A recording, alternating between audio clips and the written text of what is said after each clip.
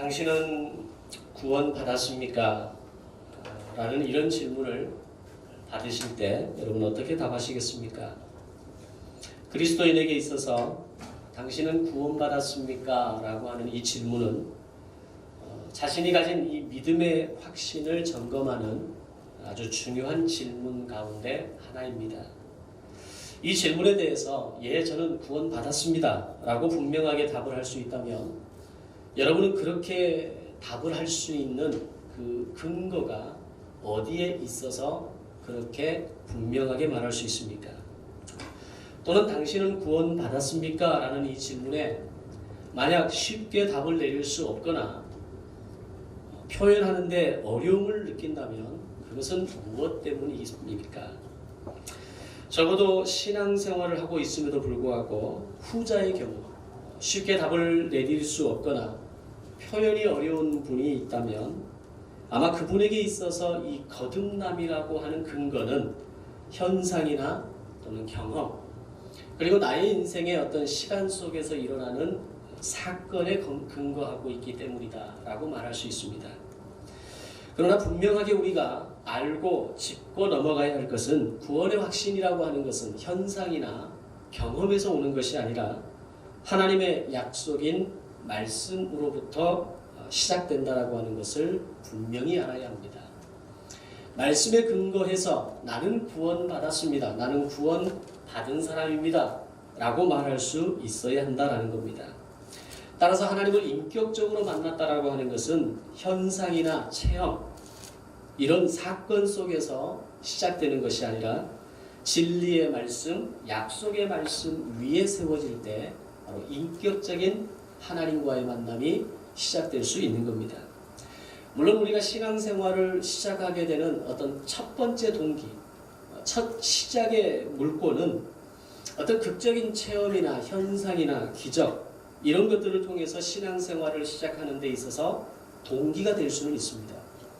그러나 신앙생활을 지속하게 만들고 그것을 성장하도록 돕는 것은 절대적으로 말씀에 대한 분명한 확신이라고 하는 겁니다. 이런 동기에서 출발했다 할지라도 말씀이 그 삶에 투입되지 않고 말씀의 지속적인 성장과 유지가 주어지지 않으면 언제든지 그 신앙은 다시 원점으로 아니 어쩌면 그 이전의 어떤 시간과 순간으로 돌아갈 수 있는 위험성을 늘 가지고 있다라고 하는 겁니다. 그래서 우리가 신앙생활을 해가면서 만나는 사람들 가운데 나도 예전에 교회 다녀봤고 나도 청년회 회장 한 번쯤 해봤고 심지어는 내가 교회에서 집사였고 또 어떤 내가 일들을 했고 심지어는 회계의 이 직분, 회계의 어떤 그 일까지 내가 해봤었다라고 하는 사람들도 가끔 만나게 되는 경우를 보게 됩니다. 바로 그들 모두가 신앙생활을 시작하는 데 있어서 동기는 있었을지 모르지만 그것을 유지하고 성장하게 만드는 아주 결정적인 요소는 그들의 신앙생활 가운데 없었기 때문이다 라고 하는 겁니다. 그럼 질문을 조금 바꿔서 구원이 무엇입니까? 라고 여러분에게 물을 때에 이 물음에 대해서 여러분은 어떻게 설명하시겠습니까? 2년 전에 2016년 하반기쯤에 김준모 목사님이 저희 교회 수요 예배가 끝나고 난 뒤에 처음 한번 찾아오셨어요. 그때 저희 교회로 찾아오셔서 성도들이 다 집으로 가고 두 목사님과 제가 함께 이렇게 대면하는 가운데 목사님이 저에게 던진 첫 번째 질문이 복음이 무엇입니까? 라는 질문이었습니다. 물론 구원과 복음이라고 하는 이 단어는 조금 다르지만 그 질문의 의도는 같은 것이라고 볼 수 있습니다. 그런데 안타까운 것은 우리가 구원이 무엇입니까? 또는 복음이 무엇입니까? 라는 이 질문을 던졌을 때 신앙생활을 몇 년을 했든지 그리고 어떤 직분을 가지고 있고 어떤 교회 안에서의 포지션을 가지고 있느냐와는 상관이 없이 이 구원과 복음에 대해서 설명할 수 있는 그리스도인들이 그렇게 많지 않다라는 겁니다. 그냥 구원은 천국 가는 것이고 복음은 예수 그리스도를 믿음으로 내가 구원받는 것, 천국 가는 것. 물론 그 말이 아주 본질적으로 틀린 말은 아니지만 그 이상의 분명한 구원과 복음에 대한 설명을 할 수 있는 그런 어떤 그 매뉴얼과 또 힘을 가지고 있는 성도들이 그렇게 많지 않다라고 하는 겁니다. 그 이유가 무엇일까를 생각해 보면 먼저는 구원이 무엇인가에 대해서 구체적으로 배우고 듣는 이 가르침과 또는 나의 구원을 설명할 수 있는 훈련을 받은 경험이 없기 때문이다라고 볼 수 있습니다. 또 하나의 이유를 찾는다면 구원은 천국에 가는 것이다라고 하는 이 단편적인 의미 외에 그 이상의 가르침에 대해서 제대로 들어보지 못했기 때문이다 라고 말할 수 있는 겁니다. 다시 말하면 구원을 받는 것까지는 들어봤는데 구원 그 이후의 삶을 사는 것에 대해서 많은 교회들이 제대로 가르치지 않고 있다라고 하는 겁니다. 지금 김주모 목사님의 설교를 우리가 쭉 들으면서 목사님이 이야기한 아주 중요한 포인트는 구원 그 이후의 삶을 사는 그리스도인이 그들의 의식과 사상과 그들의 삶의 철학과 태도와 그들의 삶의 본질이 어디에 있어야 하는가를 계속해서 말씀을 통해서 저희들에게 들려주고 있습니다. 그럼 구원이란 무엇인가에 대한 이 질문에 대해서 여러 가지 관점에서 우리가 다양하게 표현할 수 있겠지만 제가 오늘 말씀을 전하려고 하는 관점에서 한 문장으로 답을 해본다면 예수님을 믿음으로 새 생명을 얻었다면 이제는 새롭게 주어진 생명으로 살아가는 것, 그것이 바로 구원입니다 라고 말할 수 있다라고 하는 겁니다. 이것을 다른 말로 하면 경영이다 라고 말할 수 있습니다.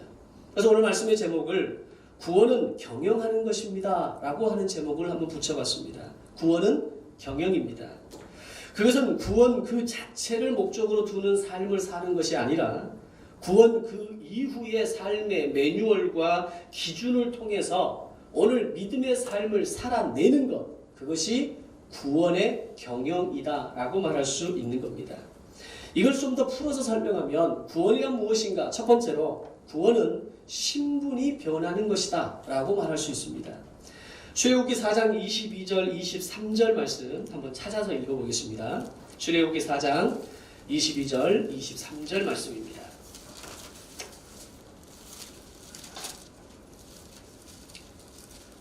(4장 22절 23절) 같이 읽겠습니다. 너는 바로에게 이르기를 여호와의 말씀에 이스라엘은 내 아들 내 장자라. 내가 네게 이르기를 내 아들을 보내주어 나를 섬기게 하라 하여도 내가 보내주기를 거절하니 내가 네 아들 네 장자를 죽이리라 하셨다 하라 하시니라. 아멘. 우리가 애굽에서의 출애굽의 과정을 자세히 살펴보면 애굽에서 바로의 노예로 있을 때부터 하나님 앞에 선 이스라엘의 신분이 어떻게 바뀌어져 가는가를 우리가 알 수 있게 됩니다. 과거에 그들의 신분은 종의 신분이었고 노예의 신분이었습니다. 종과 노예의 신분이라고 하는 것은 절대로 스스로의 힘으로는 자신의 신분을 벗어버리거나 바꿀 수 있는 능력이 없는 사람을 종과 노예라고 이야기합니다. 그런데 그런 그들의 신분이 종에서 자유자로, 노예에서 장자로 바뀌는 사건이 일어나게 됩니다. 그것이 가능할 수 있었던 것은 여호와께서 직접 말씀을 통해서 이스라엘은 내 아들, 내 장자라고 불러주셨기 때문이라는 겁니다. 그것이 출애굽기 12장에 가서는 그들에 대해서 여호와의 군대라고 하는 호칭으로까지 더 발전되어지는 것을 보게 됩니다. 하나님께서 그들을 장자로 불러주셨다는 게 과연 무슨 의미인가? 그것은 이름만 장자로 바뀐 것이 아니라 이전에는 비굴하고 열등감 있는 그런 신분과 존재로 살았다면 이제는 여호와의 장자, 이스라엘의 장자이고 여호와의 군대로 산다라고 하는 것은 그 이름에 어울리는 당당하고 자신감 있는 존재로 세상을 살아가는 사람이 바로 구원받은 사람으로서 신분이 변화된 삶을 살아가는 모습이라고 하는 겁니다. 또한 이스라엘의 노예에서 하나님의 장자가 되었다는 것은 과거에는 자신을 위해서 먹고 자신이 살 것을 위해서 자신의 유익을 위해서 살았던 사람들이 그들을 상속자가 되게 하시는 이 장자에게 주어지는 2배의 몫으로 가족을 살리고 공동체를 살리고 민족을 살리는 사람으로 그들을 사용하시겠다라는 것을 의미하는 겁니다. 따라서 장자라는 호칭은 그냥 장자의 직분이 주어진 것이 아니라는 겁니다. 장자는 상속자이고 장자에게 주어졌던 하나의 또 하나의 것은 2배의 몫이 그에게 주어졌습니다.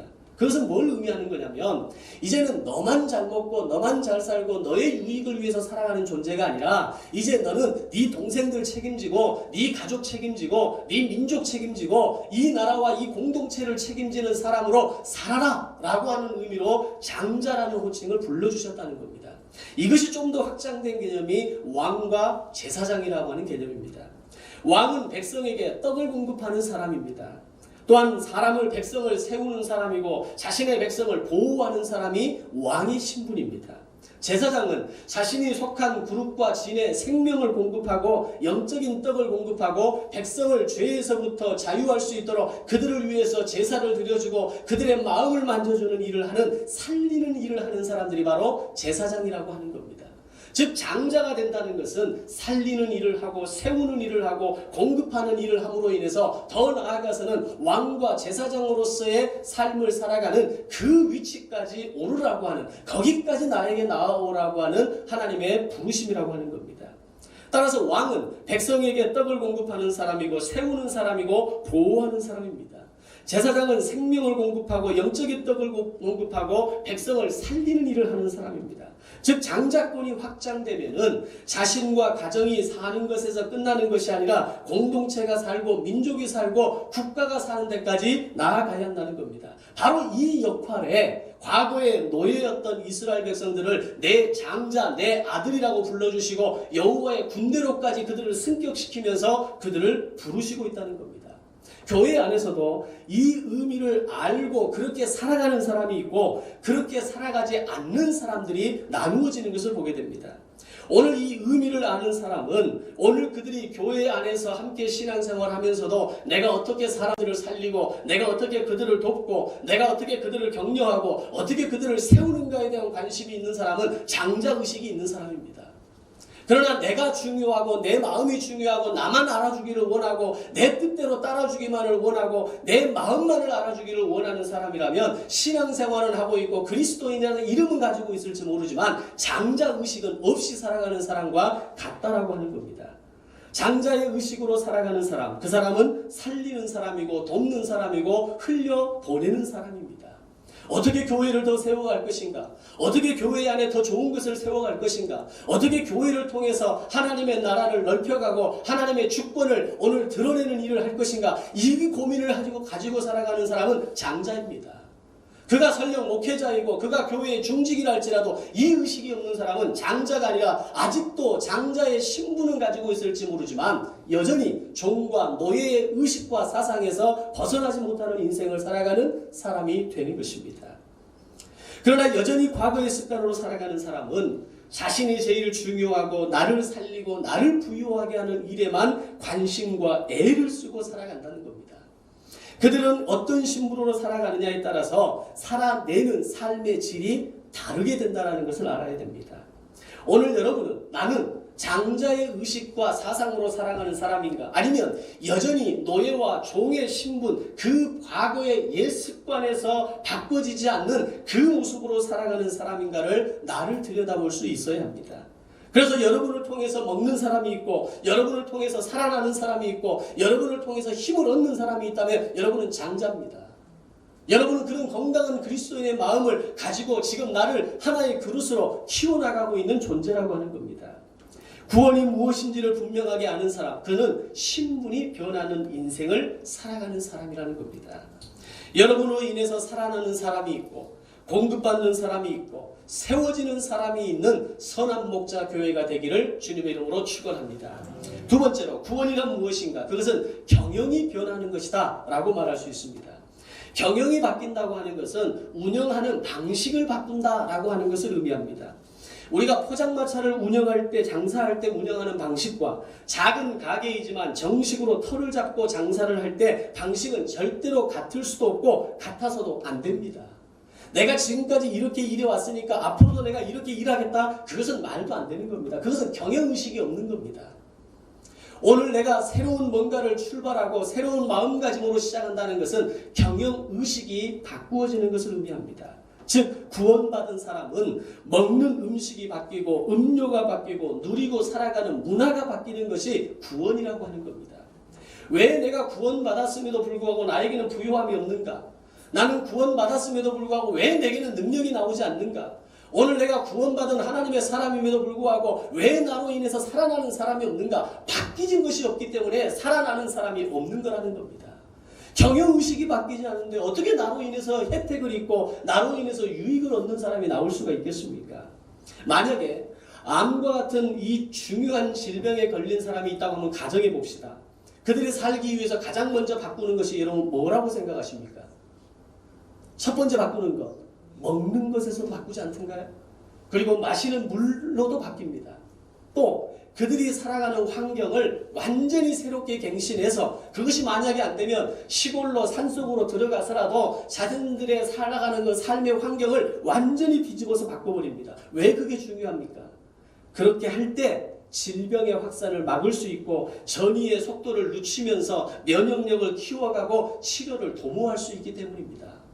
질병에 걸렸을 때 그 질병에서 구원을 받기 위해서도 먹는 음식이 바뀌고 음료가 바뀌고 내 살아가는 삶의 환경이 바뀌는데 구원받은 사람이고 구원의 삶을 살아간다고 함에도 불구하고 여전히 바뀌는 것이 없고 경영하는 것이 없다면 그것은 구원의 성장, 구원의 성숙 이후의 삶을 구원 이후의 삶을 살아가는 비밀을 놓치고 있다는 겁니다. 믿음은 자기관리다라는 말이 있습니다. 믿음이 성장하기 위해서는 자기 경영이 있어야 합니다. 오늘 나의 신앙이 5년 전보다 1년 전보다 아니 오늘보다 내일이 다르기 위해서는 관리가 있어야 하고 경영이 있어야 한다는 겁니다. 그러기 위해서는 옛 사람을 벗어버리고 새 사람이 되기 위한 힘이 필요한데 이것을 훈련하기 위해서 오늘 본문에서 하나님께서 이스라엘 백성들에게 내린 명령이 바로 경영의 원리였습니다. 그것이 오늘 본문 11절 이하에서 말씀하시는 것처럼 양고기를 먹었고 무교병을 먹었고 쓴 나물을 먹게 하셨다라고 하는 겁니다. 왜 하나님께서 이것들을 먹게 하셨을까? 양고기는 그랬다고 칩시다. 양고기는 그냥 고기니까 먹으면 좋으니까 우리에게 어떤 육적인 이 고기로 인해서 우리에게 준 어떤 이 영양분이 있지 않습니까? 양고기는 이해할 수 있습니다. 근데 왜 무교병을 그리고 왜 쓴 나물을 먹게 하셨느냐라고 하는 겁니다. 그것은 양고기와 무교병과 쓴 나물을 먹는다는 것은 일종의 의식입니다. 하나님께서 그들을 구원하시고 그들을 장자로 세우시고 그들을 여호와의 군대로 세우시는 과정에서 이 마지막 절차 유월절의 절기를 통해서 그들에게 요구하시는 것은 뭐냐? 이제는 너희들이 기준 없이 원칙 없이 너희들의 생각과 경험과 너희들의 기준에서 살아왔다면 이제는 그렇게 살면 안 된다는 겁니다. 먹는 게 바뀌어야 하고 마시는 게 바뀌어야 하고 너희가 누리고 살아가는 삶의 기준과 철학이 바뀌어야 한다는 것을 말씀하고 있다는 겁니다. 먼저 양고기를 먹는다는 것은 구약의 개념으로는 흠없는 어린 양의 피를 문설주와 임방에 바르고 그 양고기를 먹음으로 인해서 이제는 과거에 먹었던 바로의 떡과 바로의 음식이 아니라 하나님이 공급하시는 양식을 먹겠다라고 하는 결단이었습니다. 이것이 이후에는 만나 사건을 통해서 이제는 하늘을 바라보고 살고 먹을 것이 필요할 때 하늘을 우러러보고 하나님이 오늘 내게 공급하시는 그 떡과 양식을 기대하는 마음으로 더 발전되어지는 것을 보게 됩니다. 양고기를 먹는다라고 하는 것은 바로 예수 그리스도를 먹는 것을 의미하고 양고기를 먹는다는 것은 이제는 생명의 떡으로 내가 살겠노라고 하는 결단을 의식하는 하나의 세레모니였다는 겁니다. 나의 인생을 풍요롭게 하고 행복하게 하는 공급원이 무엇인지 점검하겠다라고 하는 게 그 안에 담겨 있는 겁니다. 과거의 양식에 얽매이는 그런 삶이 아니라 그런 인생이 아니라 이제는 새로운 양식으로 내게 말씀하신 이 생명의 떡, 이 생명의 고기를 먹고 살아가겠노라고 결단하는 겁니다. 과거에는 월급 통장이 나의 부요함이었고 연봉과 연금이 행복의 조건이었지만 이제는 그런 것은 과거의 나의 인생에 필요한 것일 뿐이지 그것이 행복의 기준이고 그것이 나의 부의 상징이고 성공의 상징은 될 수 없다라는 것을 고백하게 되는 겁니다. 어느 날부터 예수의 이름이 나에게 부요함으로 다가오기 시작하고 예수의 말씀이 내게 새겨진 그 말씀이 나의 행복의 조건이 된다는 것을 깨달아 알게 되는 것, 이게 경영입니다. 내가 예수를 믿고 구원받았다 해도 불구하고 여전히 그 통장이 중요하고 여전히 그 연봉이 중요하고 여전히 집 몇 평이 중요하다면 그것은 경영이 바뀌지 않는 겁니다. 구원은 경영이 바뀌는 겁니다. 구원은 경영하는 겁니다. 내가 살아왔고 내가 누려왔고 내가 먹어왔던 음식이 바뀌고 문화가 바뀌고 삶의 습관이 바뀌어져 가는 것이 구원이라고 하는 겁니다. 또한 무교병을 먹는다는 것은 이전처럼 아무렇게나 말하고 행동하지 않고 이제는 누룩을 제거한 삶, 즉 죄를 제거한 거룩한 삶이 있는 능력 있는 삶으로 내 삶을 구별하겠다라고 하는 것을 결단하는 의식이었습니다. 과거에는 내 기준대로 살았습니다. 과거에는 내 감정대로 살았다면 이제는 나를 거절할 줄 알고 죄를 끊어낼 줄 알고 죄악의 어두운 습관들을 잘라낼 줄 아는 그런 삶을 살겠노라고 결단하는 겁니다. 예수를 믿음에도 불구하고 구원받았다고 함에도 불구하고 여전히 내 삶의 어둠의 습관이 끊어내지 않고 반복된 어둠의 습관들이 남아있다면 내 안에 누룩이 남아있는 겁니다. 왜 일주일 동안 그 맛없는 누룩이 들어가지 않은 그런 맛없는 아무 맛도 없고 저것도 없는 이 누룩이 들어가지 않은 무교병을 먹어야 했던 이유가 뭐겠습니까? 그건 맛있어서 먹는 게 아닙니다. 의식입니다. 오늘 여러분이 성찬을 참여하면서 먹었던 그 떡의 이 분명을 먹으면서 무슨 맛을 느낀 분 계십니까? 미각을 잃어서 우리가 맛을 못 느끼는 겁니까? 맛 자체가 없는 겁니다. 왜? 누룩이 없거든요. 맛을 내게 하는 어떤 그 특별한 것이 들어가지 않았거든요. 그러나 그것을 먹으면서 여러분 배부르기 위해서 먹습니까? 아니죠. 이제는 예수의 살로 살겠습니다. 예수의 피로 살겠습니다. 이제는 예수의 생명으로 살겠습니다라는 것을 성찬을 통해서 결단하는 겁니다. 그것이 구약에서는 이 유월절이라고 하는 절기를 통해서 무교병을 씹어 먹으면서 일주일 내내 그 무교병을 먹으면서 결단하는 겁니다. 과거에 애굽에서 노예로 살았던 나의 습관들, 노예 의식으로 천상 그 노예의 그 찌드는 모습으로 살았던 내 모습들을 다 버리고 청산하겠습니다. 끊어내겠습니다. 이제는 죄악의 습관들을 잘라내겠습니다. 철저하게 결단하면서 무교병을 먹는 겁니다. 쓴 나물을 먹는다라는 것, 이건 또 왜 먹습니까?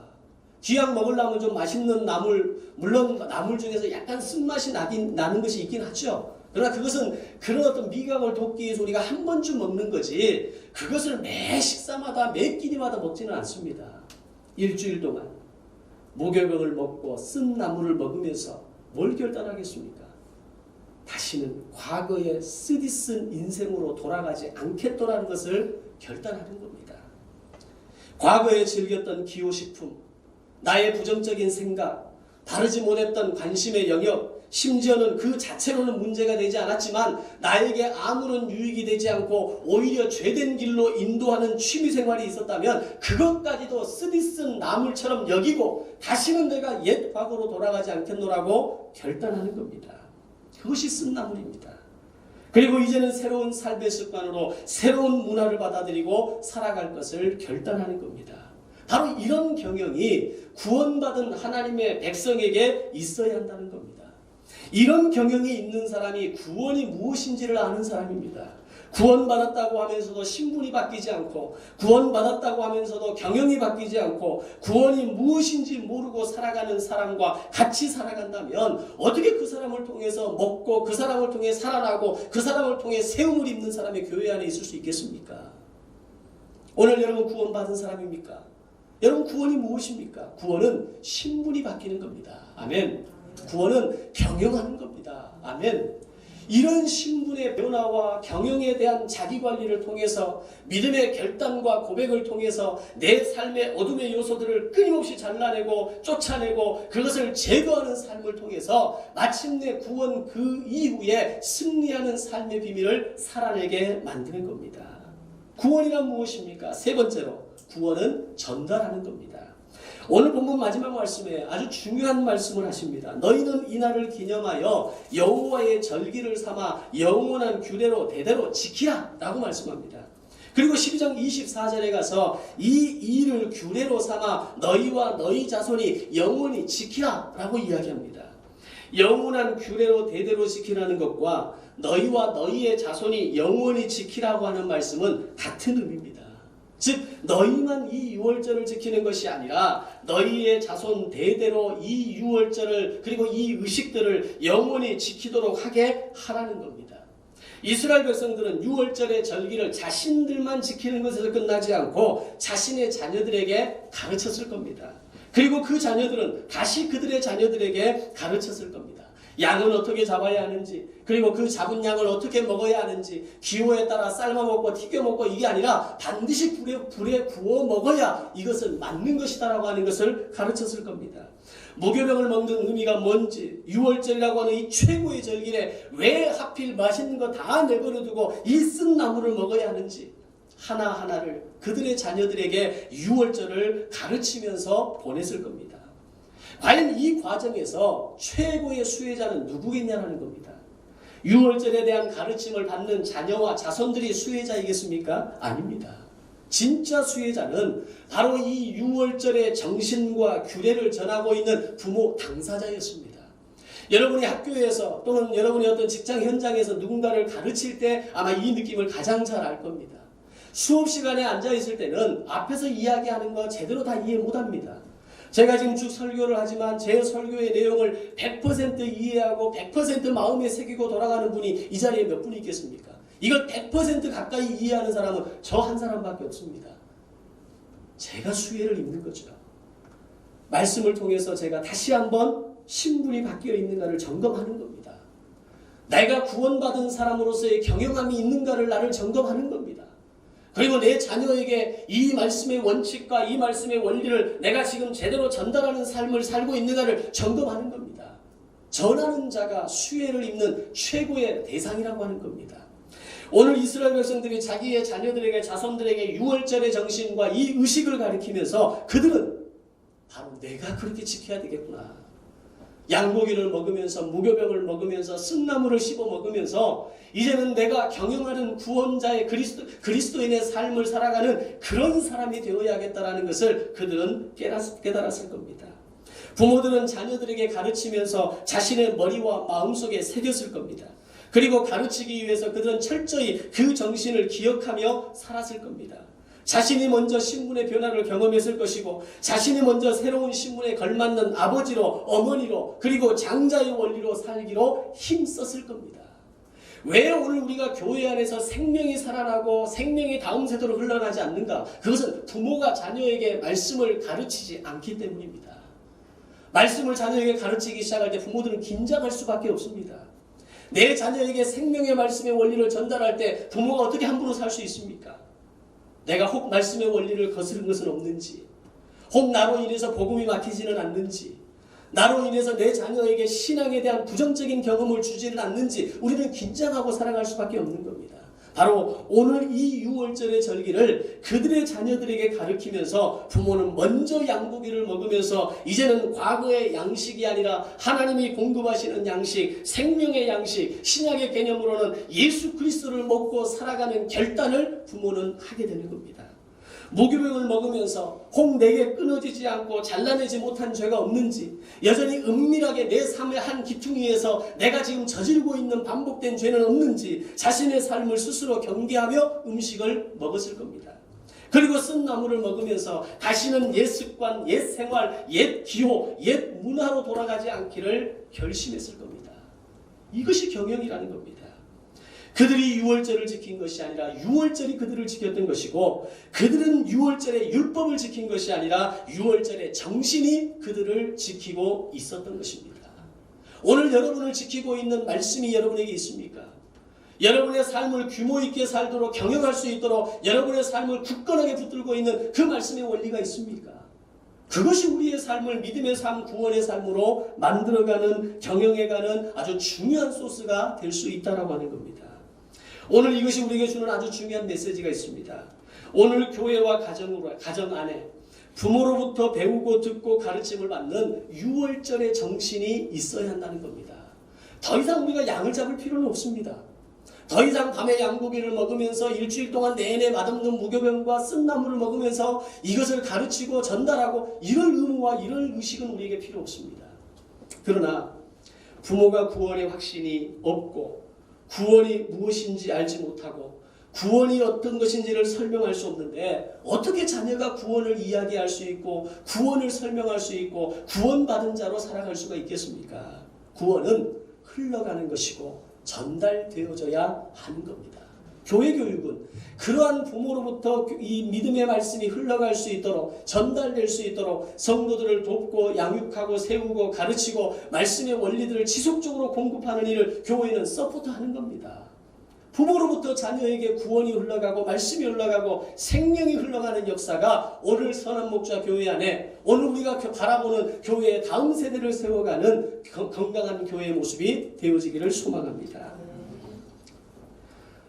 부모는 말씀을 가르치고 전할 때 자신에게 장자와 상속자의 정신을 점검하고 왕같은 제사장으로 마침내 나아가게 될 것입니다. 부모는 말씀을 가르치고 전달할 때 나는 누구로부터 공급받는 삶을 살고 있는지, 철저하게 죄를 끊어내는 삶을 살고 있는지, 다시는 옛 생활로 돌아가는 것을 거절하고 살아가고 있는지를 오늘 우리 자신은 보게 될 것입니다. 그리고 그것은 그 가정이 살고 자녀가 살고 가문이 사는 역사로 이어져 가게 될 것입니다. 구원은 신분이 바뀌는 겁니다. 구원은 경영하는 겁니다. 구원은 자녀에게 전달하는 것입니다. 기도하겠습니다. 사랑의 아버지 하나님, 구원이 무엇인지